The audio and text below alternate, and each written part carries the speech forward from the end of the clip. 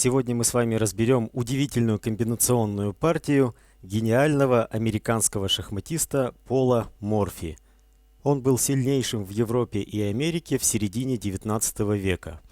Партия игралась в Театре итальянской оперы в Париже, а соперниками Пола Морфи были герцог Карл Брауншвейгский и граф Изуар. Партия началась ходами Е4, Е5, конь F3, D6, защита Филидора, изучение которой мы начали в прошлом выпуске. D4, самый лучший ответ здесь за белых. Белые сразу создают давление в центре. Слон G4. Этот ход является ошибкой. Правильно здесь взятие пешки на D4 и после конь бьет на D4, конь F6.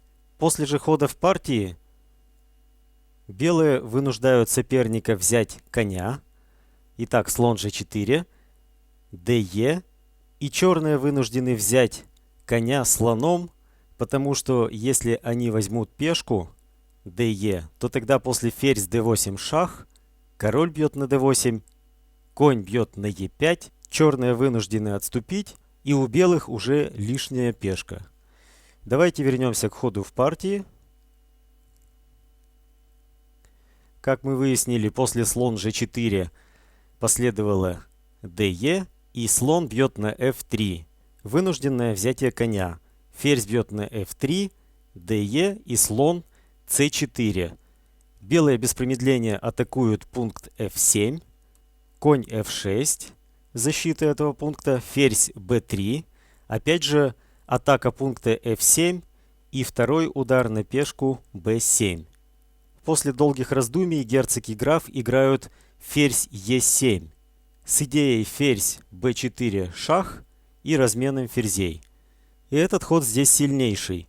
Намного слабее ферзь d7 из-за ферзь бьет на b7, слон c5 и ферзь бьет на a8. У белых уже лишняя ладья. Давайте вернемся к ходу в партии.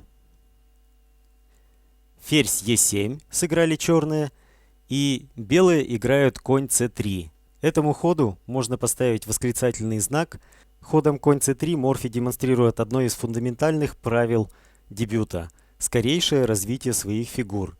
Конечно, можно было выиграть пешку путем ферзь бьет на b7, и после ферзь b4 шах, ферзь бьет на b4, слон бьет на b4, слон d2, слон бьет на d2, конь бьет на d2. У белых была бы лишняя пешка и все шансы на победу в эндшпиле. Но это слишком затягивало партию, к тому же мир лишился бы великолепной комбинации, которую провел в этой партии Пол Морфи. Давайте вернемся к ходу конь c3, c6, черные защищают пункт b7, слон g5, связывая коня, и b5. Эта ошибка черных ведет к гениальной комбинации, которую осуществил Морфи за шахматной доской. Последовало конь бьет на b5. Сильнее за черных здесь было бы сыграть ферзь c7 или еще лучше конь a6 с идеей конь c5, защитой пункта b7 и нападением на ферзя b3. Но черные сыграли b5, последовала жертва коня, конь бьет на b5, cb, и слон бьет на b5 шах. Белые пожертвовали коня за две пешки, имея в виду то, что король черных не ушел из центра и рокировать в короткую сторону ему все еще невозможно, так как мешает чернопольный слон. Конь b на d7, защищаясь от шаха, и длинная рокировка.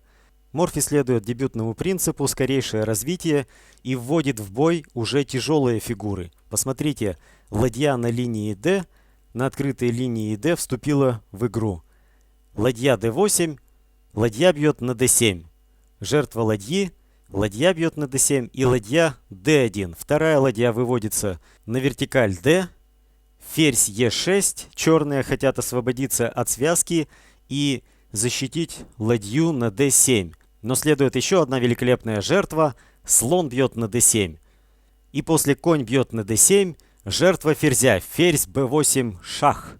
Мы видим целый каскад жертв, венчает который удар самой сильной шахматной фигурой. Черные берут ферзя, конь бьет на b8. И следует заключительный удар, ладья d8, мат. Еще раз напомню, что в этой партии Пол Морфи показал, как дебютный принцип «скорейшее развитие фигур» влияет на исход игры.